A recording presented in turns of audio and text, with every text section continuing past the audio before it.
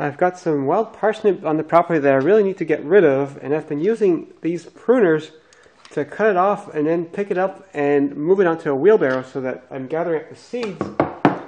But I was thinking I should actually make something with a pair of pruners on the end of a long pole along with some kind of gripper, so I can just on the end of the pole grab it and dump it onto the wheelbarrow. And thinking about how I would make the mechanism to close this, I was inspired by this mechanism for a pruner, and then it occurred to me, why don't I just use that pruner?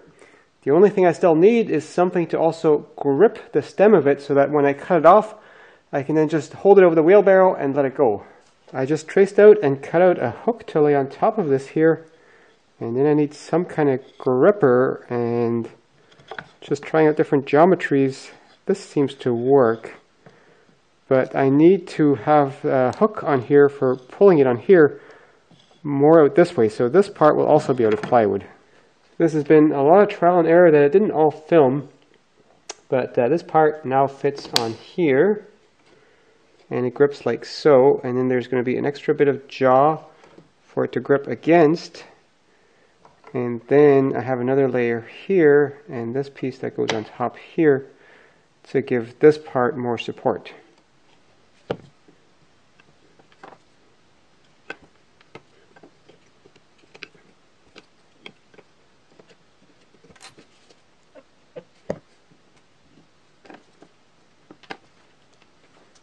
This lever needs a spring on the end here, and I just cut a slot in here where the spring fits in there like that, and then a screw,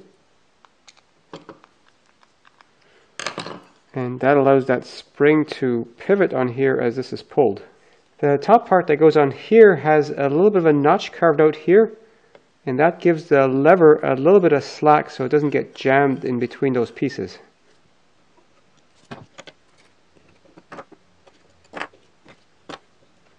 I now have the gripper attached to the pruner shear, and works like this, and it closes with this spring here, which is tied to the main string, so that when I pull the string to shear, that tightens this spring and forces the jaw closed once I've cut. And then to make sure that it opens again, I've got this bolt here, which hits this part here when it opens all the way, and that forces it open.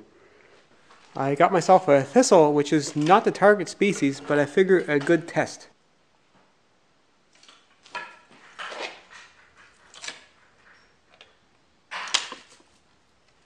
I'm just sealing it with a bit of spray varnish, so hopefully the noxious wild parsnip sap won't soak into the wood.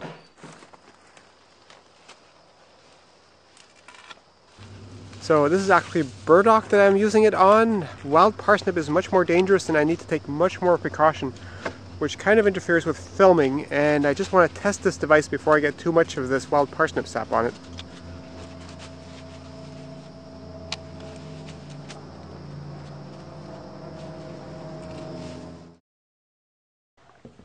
This thing worked as intended, but testing it for about half an hour, I found it was much too heavy to be used at the end of a long stick. And the other problem with it was, with the hook facing backwards, I'd have to get into the weeds and hook, and that was difficult. And also some of this stuff on the end of it would get entangled with the weeds.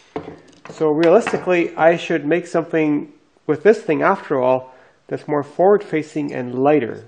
Except then I got sidetracked with other projects, and in the meantime the wild parsnip went to seeds, so if I tried to gather it up I'd probably be spraying the seeds. So what I did instead is I used this contraption, and I used that to burn off the seeds. That torch is a very fun sort of contraption.